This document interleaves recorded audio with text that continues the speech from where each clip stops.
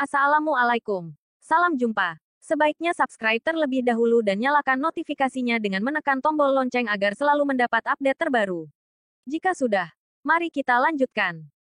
Bab 576 Masalah yang dialami Chelsea. Sebenarnya, Chelsea dan Marsha selalu penasaran dengan identitas Morgan dan Alvano. Keahlian Alvano sangat luar biasa, dan Morgan dapat memanggil orang besar seperti Mandala dengan satu panggilan telepon, yang menunjukkan bahwa identitas dan latar belakang keduanya jelas tidak biasa. Akan tetapi jika Morgan dan Alvano adalah dua orang yang tidak biasa, kenapa mereka naik bus? Selain itu, jika Morgan benar-benar generasi kedua yang kaya, dia seharusnya menggunakan mobil pribadi. Jika Morgan ingin tetap low profile, dia bisa menggunakan mobil biasa daripada menggunakan bus, bukan? Namun jika Morgan dan Alvano ternyata adalah sopir dan pengawal Johnson, maka semua ini dapat dijelaskan dengan lebih masuk akal. Saat Chelsea tengah memikirkan pertanyaan-pertanyaan tersebut di kepalanya, penjaga keamanan hotel bergegas menghampiri setelah mendengar suara berisik tadi. Namun ketika mereka melihat bahwa Alvano yang bertarung, ekspresi di wajah mereka langsung biasa saja. Padahal jika ada orang lain yang membuat masalah di hotel, mereka pasti akan langsung diusir. Kapten penjaga keamanan yang memimpin tampaknya mengenai Alvano juga, dan bertanya dengan tergagap kepada Ivano, "Tuan Vano, apa yang terjadi?" Alvano tahu bahwa dia tidak bisa memutuskan hal-hal ini. Jadi dia menoleh ke arah Morgan. "Usir orang-orang ini," kata Morgan setelah dia berpikir sebentar.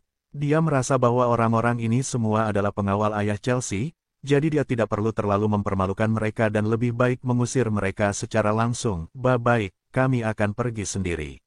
Pengawal yang paling depan tergagap dan kemudian langsung membawa semua pengawal lainnya ke dalam lift. Chelsea dan Marsha sekarang mengetahui hubungan antara Morgan dan Johnson. Selain itu, hotel itu sendiri dimiliki oleh Johnson. Jadi wajar jika penjaga keamanan tersebut memperlakukan Morgan dengan sangat hormat. Beberapa menit kemudian, semua pengawal ayah Chelsea dan penjaga keamanan hotel pergi. Chelsea kemudian menoleh, lalu berkata dengan lembut kepada Alvano dan Morgan, "Morgan, Alvano, terima kasih atas bantuan kalian, barusan.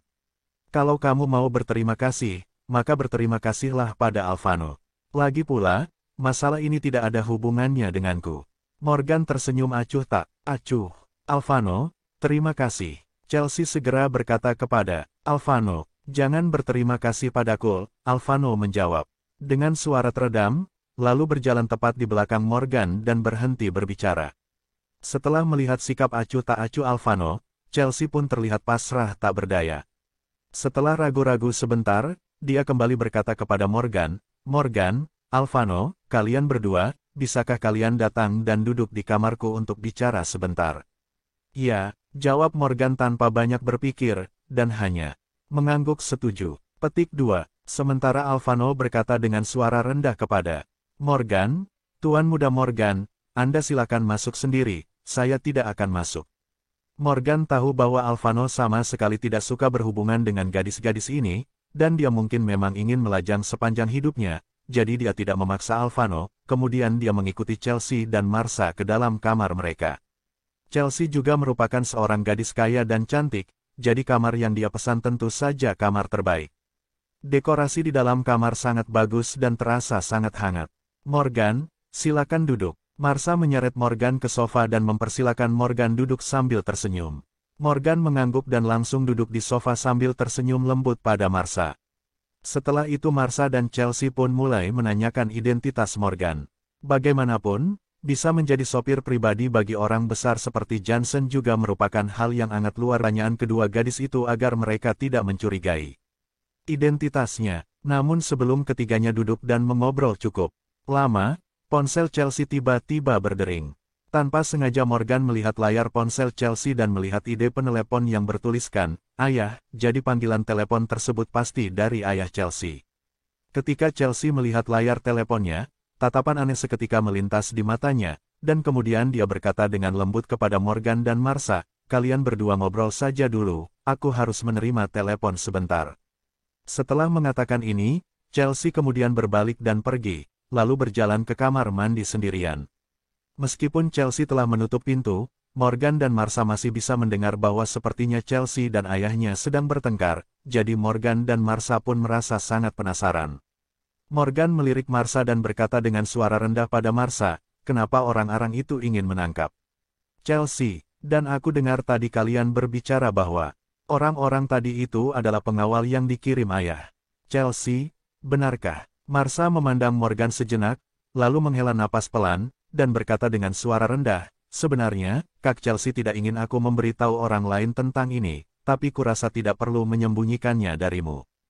Kak Chelsea memiliki konflik dengan keluarganya dan suasana hati Kak Chelsea sedang tidak baik, jadi dia diam-diam lari dari rumah dan datang ke Surabaya untuk mencariku. Kebetulan aku sedang berlibur beberapa hari yang lalu. Untuk mencegah orang-orang dari keluarganya mengetahui hal ini, kita berdua memilih naik bus untuk pulang." "Oh, jadi begitu?" Tukas Morgan seraya mengangguk dan berpikir, lalu menatap Marsha dan kembali bertanya, "Kalau begitu, apa kamu tahu konflik apa yang terjadi antara Chelsea dan keluarganya?" "Aku bertanya pada kakak Chelsea tentang ini, tapi dia tidak pernah mau mengatakannya padaku," jawab Marsha sambil menggeleng dengan lembut. Morgan memandang Marsha tanpa daya dan tidak terus menanyakan tentang Chelsea lagi. Pada saat yang sama, Chelsea keluar dari kamar mandi dengan ponselnya. Meskipun Chelsea sudah mencuci wajahnya, tetapi Morgan dan Marsha masih bisa melihat bahwa Chelsea sepertinya baru saja menangis. Matanya yang indah itu terlihat memerah. "Apa yang kalian berdua bicarakan?" Chelsea menarik napas dalam-dalam dan berpura-pura tidak terjadi apa-apa. "Apa yang Om Ezra katakan padamu? Apa dia memarahimu?" tanya Marsha langsung. Chelsea tertegun sejenak, lalu menggeleng pelan, tetapi tubuhnya terlihat sedikit gugup saat dia menjawab, "Tidak, ayahku tidak mengatakan apa-apa." Ketika Marsha melihat Chelsea seperti ini, dia langsung berdiri dan berjalan ke sisi gadis itu, lalu menariknya untuk duduk, dan berkata lagi, "Kak Chelsea, jangan berbohong padaku. Aku bisa melihatnya, kamu pasti baru saja menangis, ada apa? Aku ingat kamu dan Om Ezra punya hubungan yang buruk. Kenapa tiba-tiba menjadi seperti ini?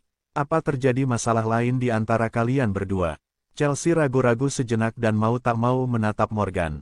Bagaimanapun, Chelsea pikir Morgan adalah orang asing, bagaimana mungkin dia menceritakan masalah keluarganya di depan orang asing. Jadi setelah terdiam sejenak, dia menatap Marsha dan menggeleng. Marsha mengerutkan kening dan berteriak pada Chelsea, "Ya ampun, Kak Chelsea, sudah berapa lama Morgan bersama kita? Kamu bisa membicarakan apa saja, lagi pula Morgan juga tidak akan memberitahu orang lain tentang masalah apa yang kamu alami. Selain itu, jika kamu memberitahu kita, mungkin aku dan Morgan bisa membantumu menemukan jalan keluar. Kamu tidak akan bisa menemukan jalan keluar jika terus menghindar seperti ini."